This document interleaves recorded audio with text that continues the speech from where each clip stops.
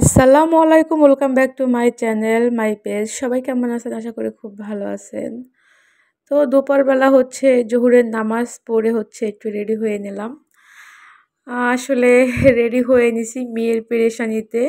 মেয়ে বই মেলাতে যাবে, তো সেই জন্য। কিন্তু আসলে আমার শরীরটাও ভালো না। তারপরে বাসায় খুব একটু কাজেরও চাপ ছিল, সব কিছু মিলিয়ে আমি খুবই ক্লান্ত।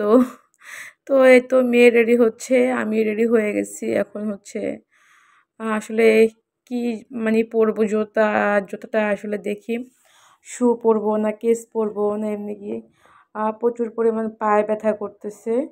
আসলে দাঁড়িয়ে দাঁড়িয়ে অনেক কাজ করতে হয়। মানে আজকে কালকে রাতে আজকে অনেক কাজ করা হয়েছে দাঁড়িয়ে দাঁড়িয়ে, সেজন্য। তো চিন্তা করলাম একটু যদি কেস পরি তো ভালো লাগবে পাটা একটু। সেই জন্য এখন আসলে কেস দেখি এখানে কোথায় আছে। এগুলো আমার শু। আসলে জুতার বক্সটা না একদম সাইজে ছোট হয়ে গেছে, মানে হয় না। আর দেখা যায় আমার আর মেয়ের জুতার কালেকশনগুলো অনেক হয়ে গেছে। এখন জুতা জোড়া কেনা বন্ধ করতে হবে, আসলে এগুলো শেষ করে তারপর আবার কিনতে হবে। তো এখানেও শু। এটা একটু হিল। তো এটা পরবো না, যেহেতু বইমেলা যাবো, একটু হাঁটাহাঁটি করতে হবে। আর এমনিতে পায়ে প্রচুর পরিমাণ ব্যথা হচ্ছে। তো এটাও পরবো না, আমি কেস পরবো এইটা। এই কেসটা পরলে মানে খুব আরামদায়ক লাগে, হাঁটতেও খুব ভালো হয়। তো এখন আমার যে কোনটা, এটা আমার নাকি আমার আর মেয়ের একই রকম কালারের কেস। তো দেখি কার কোনটা। তো নাম্বার দেওয়া আছে, আমার 40, মেয়ের 42। তো এই যে 42, এটাই মেয়ের, তাহলে আগেরটাই আমার। তো মেয়ে রেডি হয়ে গেছে। আর বই মেলাতে না আসলে তো অনেক বছর পরে যাচ্ছি, তাও মেয়ের পেরেশানিতে, আমার নিজ ইচ্ছায় না। তো মেয়ে এই তো ব্ল্যাক কালার একটা ড্রেস পরছে। ও ব্ল্যাকই পরতেছে, ব্ল্যাক কালার শু পরতেছে। আর এই শুটা না খুব ভালো লাগে আমার কাছে। তো এই যে ও পরে নিল। এই যে আপনাদের কাছে বন্ধুরা কেমন লাগতেছে আমার মেয়ের এই শুটা, অবশ্যই কমেন্টে জানাবেন। আর আজকে সবকিছু আমার মেয়ে ব্ল্যাক পরছে। তো আসলে আমার ছোট্ট মেয়েটা দেখতে দেখতে অনেক বড় হয়ে গেল। হ্যাঁ, এই তো আসলে মেয়েরা তাড়াতাড়ি বড় হয়ে যায়। তো আমিও কেসটা পরে নিলাম, এবার বের হচ্ছি। আর এই তো আসলে মেয়েটাকে এত বলি যে বাইরে থেকে এসে সবসময় জুতা ভিতরে রেখে দিবা, না ওর শুনে না কথা। কারণ আমাদের বিল্ডিংয়ে তো অনেকগুলো বিড়াল আছে, ওরা এসে না জুতাগুলো খামচাখামচি করে, দেখা যায় নষ্ট করে ফেলে। তো এবার এই তো নিচে যাচ্ছি, আমাদের বাসার ম্যানেজার সাহেব তার সাথে দেখা হয়ে গেল। সে খাতাপত্র নিয়ে ঘুরতে আছে, মানে কার কি বাকিপত্র আছে তাই নিয়ে। তো আসলে আমরা সবসময় জসিম ভাইয়ের সাথে সবাই খুব মজা করি। খুব ভালো একজন মানুষ জসিম ভাই, আমাদের বাসার দারোয়ান উনি। কিন্তু পুরো বিল্ডিংয়ের মূল দায়িত্ব ওনার কাছে। বাসায় যেহেতু আমাদের এই বিল্ডিংয়ে 2 জন দারোয়ান, তো বাসার গ্যাস বিল, কারেন্ট বিল, এগুলো সবকিছুর দায়িত্ব ওনার আসলে। তো আমরা 2 মাঝে কিন্তু দেখুন আসলে আমরা হুজুগকে যাচ্ছি। আমরা কিন্তু দুপুরে খাওয়া-দাওয়া করিনি। আমি তো একদম বললাম না, কাজ করতে, করতে মানে ক্লান্ত হয়ে গেছি।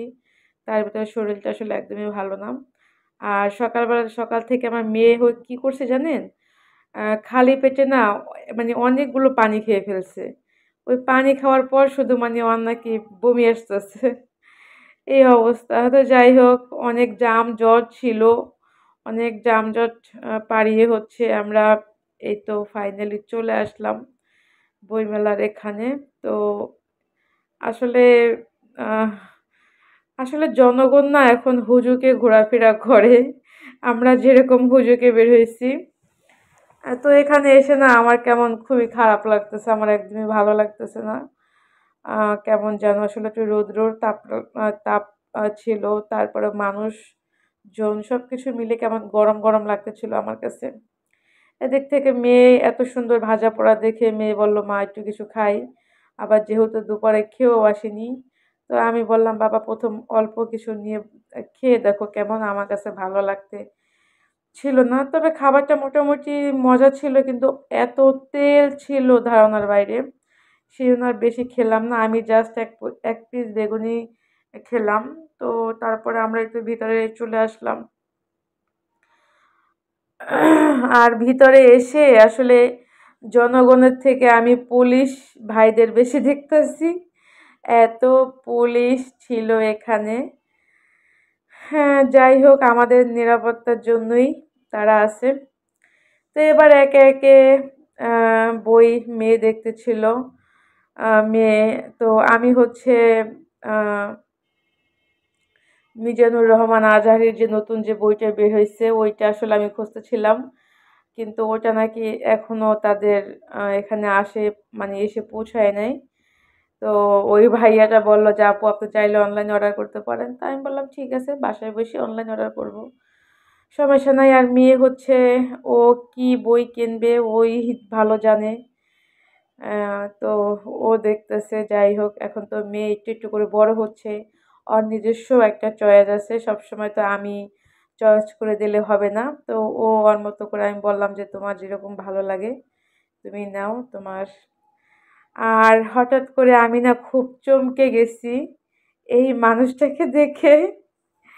আমি বিশ্বাস করবেন না আমি এত চমকে গেছি হঠাৎ করে যে মনে হচ্ছে উনি স্বয়ং এসে এখানে দাঁড়িয়ে আছে।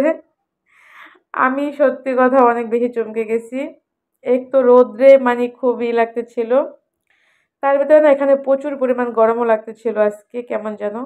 তো পরে হচ্ছে যাই হোক মেয়ে আ একটা বই কিনলো। তারপরে মেয়েও খুব বিরক্ত লাগলো। বলল, "আম্মু চলো বের হয়ে যাই আমরা, ভালো লাগতেছে না।" তো তারপরে হচ্ছে বের হয়ে এখানে দেখি যে কাঁচা আমের ভর্তা। তো এটা তো অবশ্যই আমার মেয়ে খাবে।